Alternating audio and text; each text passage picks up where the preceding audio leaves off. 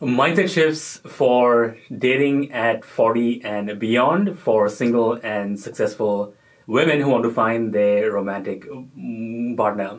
Hi, I'm Aaron, and I'm a love coach for women who are 40 and who want to find a romantic partner. And in this video, I will share with you some mindset shifts that you can make to have more success in dating from this point onward. And the main reason for this is that dating at 40 and beyond can seem a bit challenging, but at the same time, there are a lot of benefits to doing so. So in this video, I will cover some mindset shifts that you can use to see this as a great new adventure in your life from this point forward. So it's called Mindset Shifts for Dating at 40 and Beyond, and this is in particular for single and successful women at that age. Today I did something different. I asked Grammarly for help to map out this video, and it'll be pretty fast-paced because I just want to get right to it instead of taking long to share more about my thought process. But I did use Grammarly for help. So first, the first thing is that dating at 40 can be exciting and rewarding, and you can still find fulfilling long-term relationships in this decade of your life. You are not past your prime, you are not over the hill, and you are not too old to date. I've heard women say that. That to me is not true. It really depends on the mindset that you have, and it mainly also depends on who you surround yourself with. And I think that's probably the biggest thing. Who do you surround yourself with? If you're watching this video, in a way you are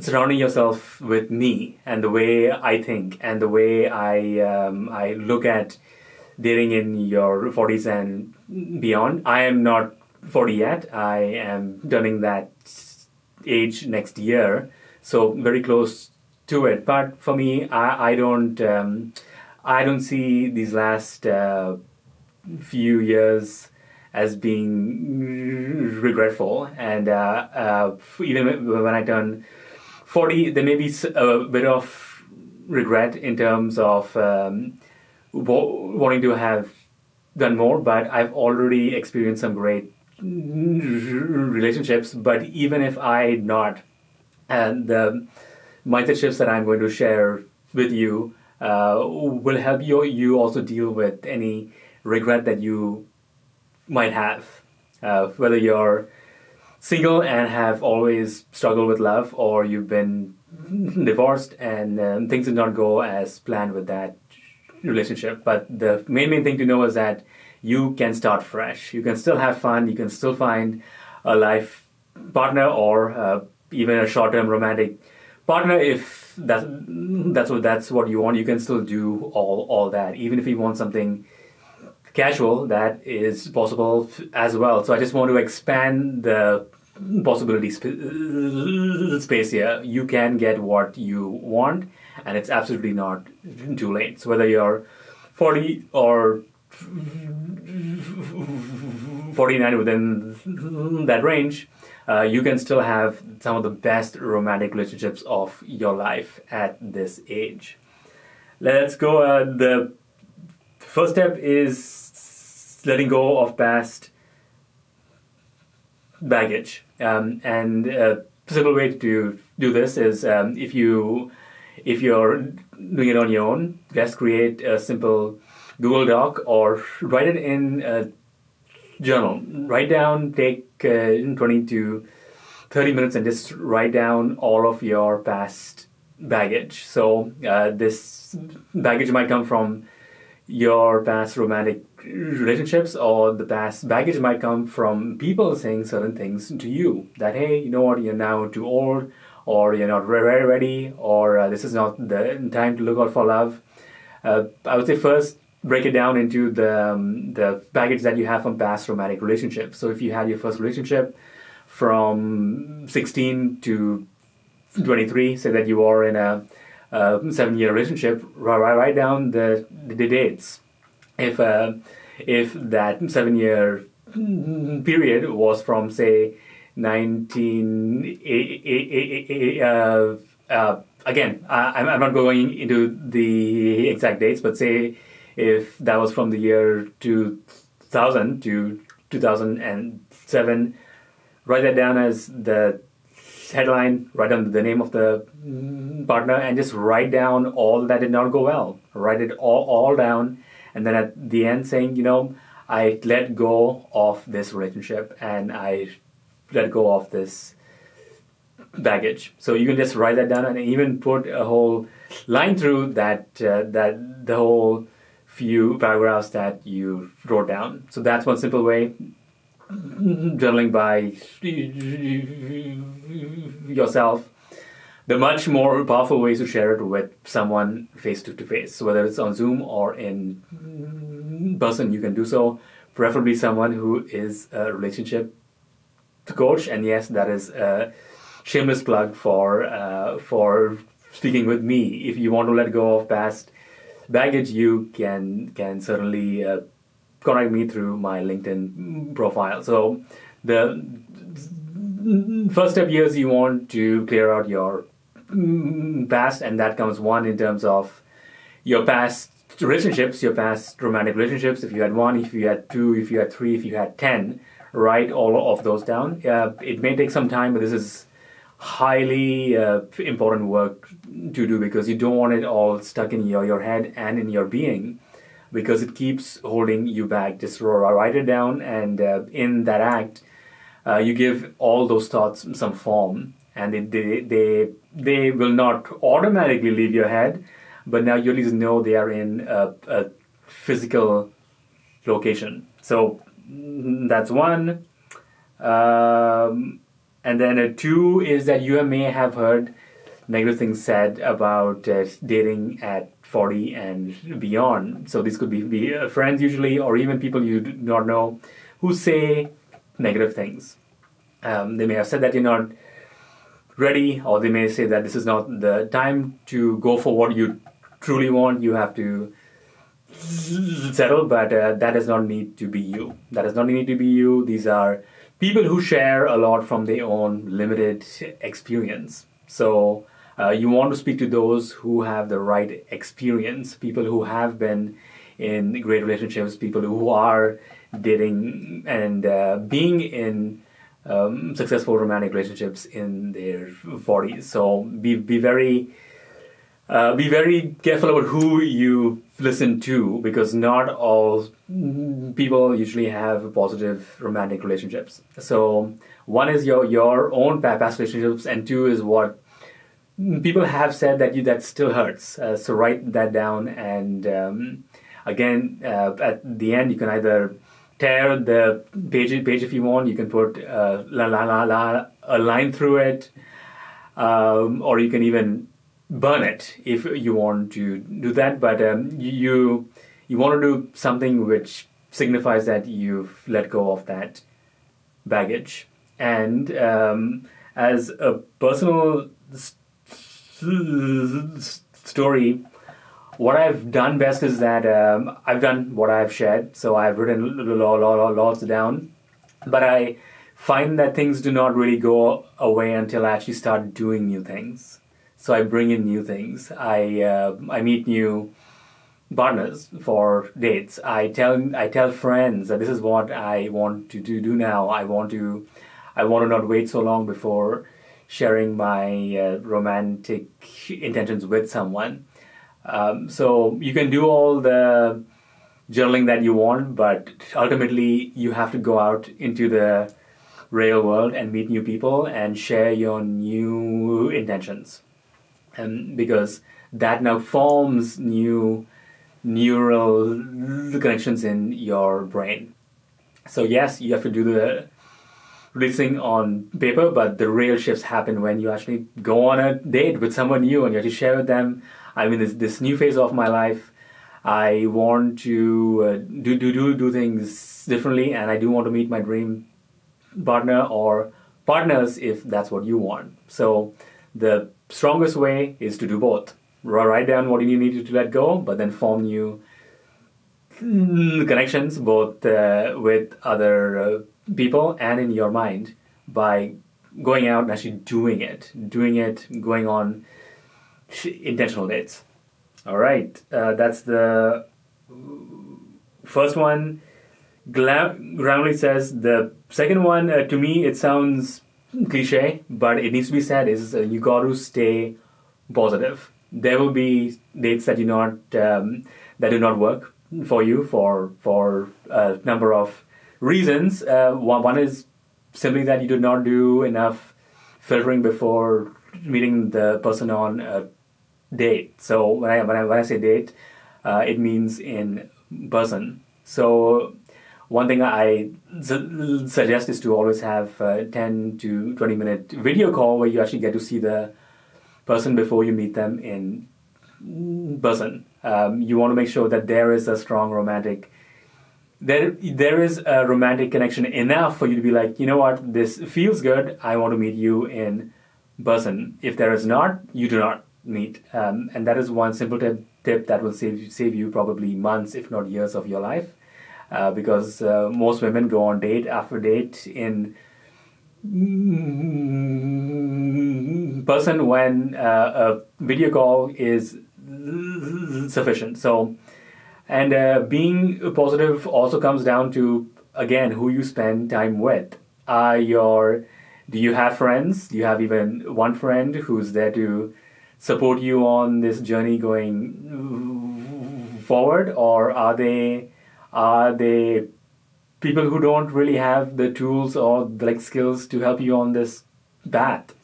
I've had friends who I would go for a date. I had one really strong female friend who I would call and tell her, hey, I went on this date. I told her that I'm into non-monogamous relationships on the very first date, and then she would be like, hey, great that you did, and she's not interested, so you can move forward. So don't waste time on those who do not want what you want. So you need to have at least one friend who fuels you with the positivity that you need to keep going on the path forward. Because if you do not have a friend like that, at least one friend, if not more, it's very hard to stay positive on your own. One thing you can do is to listen to uplifting books. There are a lot of books that may make you feel good.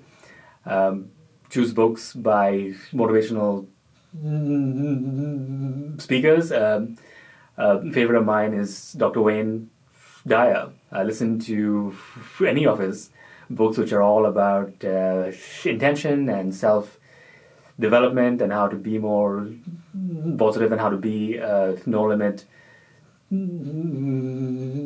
person. So choose who you want to learn from, and then make sure to listen to at least 15 minutes of that per day. So choose whoever you want, and it does not need to be personal development books. It could be biographies of people who just never gave up, and they kept making forward progress. So biographies are really good too, and this is all to keep you in that positive state of mind. Third, it says being open to new experiences and stepping outside your comfort zone. Speed dating is one very simple way. Pretty much every major or even small city usually have singles events or speed dating events that you can go to. So that's something that if you have not tried, definitely try that and see how it feels. Because here you get to meet people face to face. They have speed dating events online on Zoom or whichever video program they use, and they also have speed dating events in person. So that's a super easy way. You can go for one probably in the next week, in the next few days if you want, or You can go on in the next few days or the next few weeks. So today it's only April 9th. You can easily go to one this month. This is one I've told my clients to really go to get in that flow, especially if you have not been on a date in a while. A speed dating event or a singles event is one of the fastest ways to go there. And you will meet people. You will meet people unless they cancel, which some events do if they don't have the turnout. So speed dating is one great way to go on actual dates. It will move you outside your comfort zone, but that's the whole point here, is to actually do things that you've not done before, because you want to embrace your love life now as an adventure, right? It's going to be fun, and I love what Stephen Kotler, who's written a lot of books about peak performance, he says that think about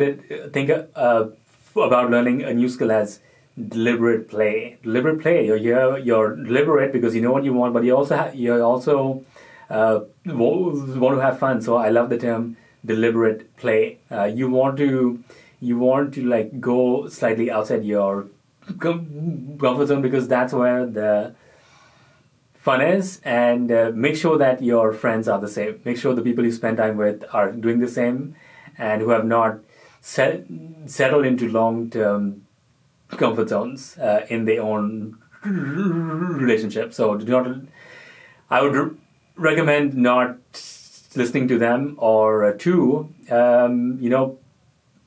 create some distance in terms of not seeing them as much as you do. So if you were seeing them once per month, I would recommend dropping that to once every 3 months.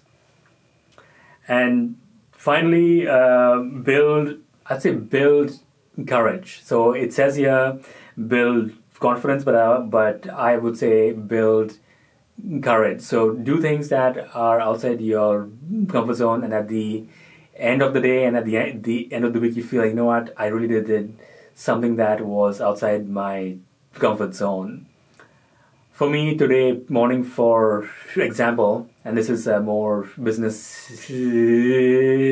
example, but it still applies to life. I was at a networking event, and we were in a small group of 4 people, and it came to my turn to say what I do, and I said, and I was, for some time, because my stutter has been bad today, I did not want to say what I do, but I was like, you know what? If I stutter, that's part of who I am. So I just said, I am a love coach for women who are 40 and who want to find a romantic partner. So to me, sometimes getting that whole sentence out fluently is a challenge. But once I said that, I felt, you know what, in this moment, I exercised courage. So it could be something as simple as saying a few words that you've never done before. From past experience, I know that clients sometimes, when they want to tell a male that they are attracted to, they find it challenging to tell them that I am romantically interested in you.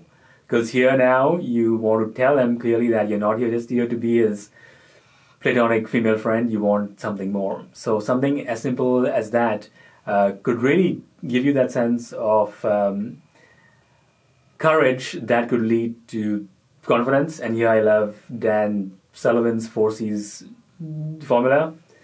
Commitment leads commitment, then courage, then capability, and then fourth, confidence. So first, commit to the path of finding a dream partner. 2, exercise courage to do things that you've not done before. Simple, telling a male partner that you're romantically interested in him. 4th, you're building the capability. So the more you do it, the more you get those reps in. Those reps in which keep on reminding you that you are capable of this. And then 4th, that results in now confidence being built. So you don't start with confidence, you start with courage. No, sorry. You do not start with courage, you start with the commitment.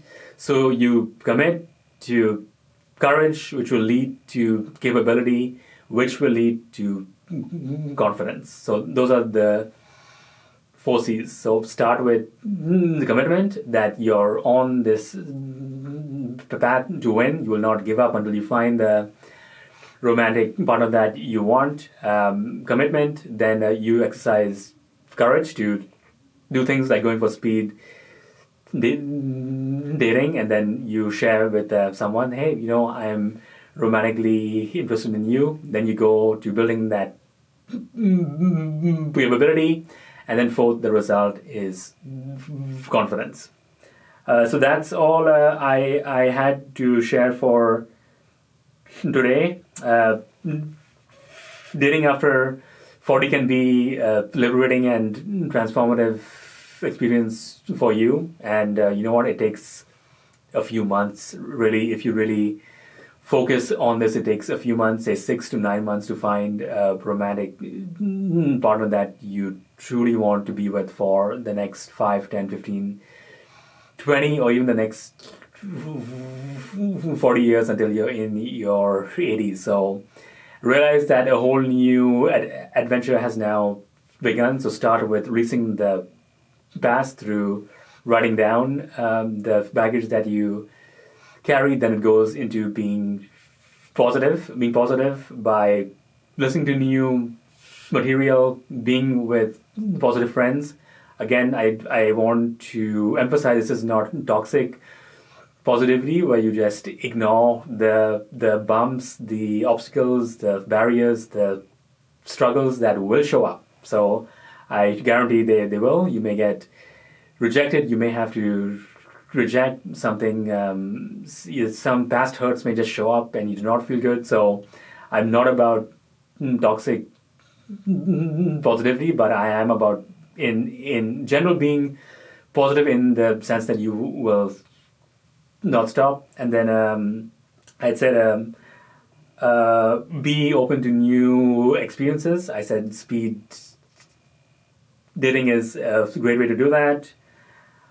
Build courage that starts with commitment that will lead to both capability, and then the result will be confidence.